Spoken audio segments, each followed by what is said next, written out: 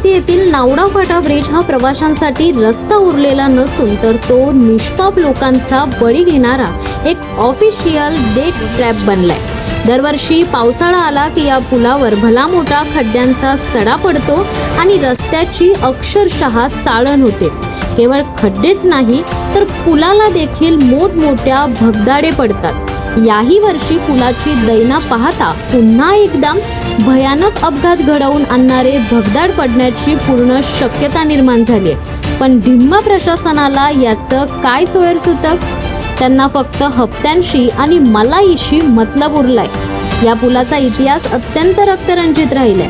दरवर्षी या पुलावर 2 ते 3 भयानक अपघात होतातच आणि या पुलावर एकदा अपघात झाला की संबंधित व्यक्ती जीव वाचवून घरी परतण्याची शक्यता नाहीच्या बरोबरीने उरते। अवघ्या 8 दिवसांपूर्वी ऐन मुंबईतली 2 ते 3 वर्षांचा संसार पाहणारा एक तरुण बाईकस्वार या पुलावरील खड्ड्यांमुळे झालेल्या अपघातात ठार झाला। या तरुणाच्या कुटुंबाचा आक्रोश आणि त्याच्या घरच्यांचे अश्रू या निर्दयी प्रशासनापर्यंत पोहोचलेच नाहीत। एका तरुण जीवाचा बळी गेला तरीही प्रशासनाचे डोळे उघडलेले नाहीत। हा पाहू शकता तुम्ही नावडे रेल्वे स्टेशनकडे जाणारा हा ब्रिजवरनं एक मार्ग आहे।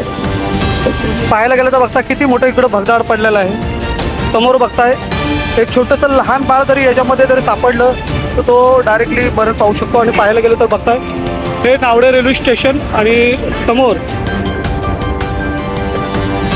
ते बघताय हे नावडा फाटा ब्रिजची ही अवस्था आहे।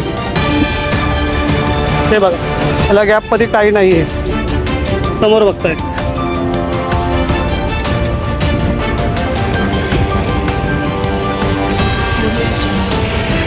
अजून किती लोकांच्या बलिदानाची वाट पाहत आहे हे प्रशासन? तळोजा MIDCचे उपविभागीय अधिकारी श्रीकांत राऊत यांच्याकडे जेव्हा या जीवघेण्या परिस्थितीबाबत तक्रार करण्यात आली तेव्हा त्यांनी दिलेले उत्तर ऐकून संताप अनावर झालाय। कंत्राटदार नेहमीच सांगतो की काम चांगलं करून देऊ, हे असं भाष्कळ आणि जबाबदारी ढकलणारं उत्तर एका जबाबदार अधिकाऱ्याकडून मिळतं। पण खरा प्रश्न हा आहे की जर कंत्राटदार दरवर्षी निकृष्ट दर्जाचं काम करतो तर त्याला कोट्यावधींचं टेंडर कोणाच्या आशीर्वादाने मिळतं? काम चांगलं होत नसेल तर त्या कंत्राटदाराला काळ्या यादीत टाकण्याची हिंमत हे अधिकारी का दाखवत नाहीत? नक्की चुकी कंत्राटदाराची आहे की अधिकारी आणि कंत्राटदार यांच्यात चालणाऱ्या मलाई खाण्याच्या साठ्या लोट्याची? कंत्राटदार आणि अधिकाऱ्यांच्या या मिलीभगितीमुळे पुलाची कामं फक्त कागदावरच मजबूत होतात आणि प्रत्यक्षात रस्त्यावर उरतात। ते फक्त नागरिकांच्या जीवाशी खेळणारे खड्डे।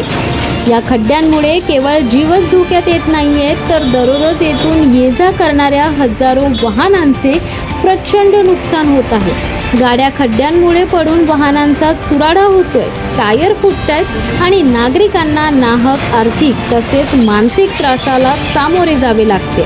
प्रामाणिकपणे टॅक्स भरूनही नागरिकांना मिळतोय तो फक्त आणि फक्त मृत्यूचा रस्ता। त्यामुळे आणखी एखादा निष्पाप जीव जाण्यापूर्वी प्रशासनाने आणि तळोजा MIDCच्या अधिकाऱ्यांनी या नावडा फाटा ब्रिजची मलमपट्टी न करता तातडीने कायमस्वरूपी दुरुस्ती करावी।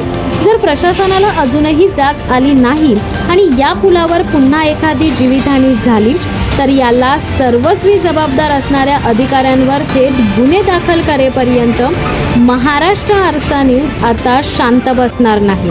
ब्युरो रिपोर्ट, महाराष्ट्र आरसा न्यूज।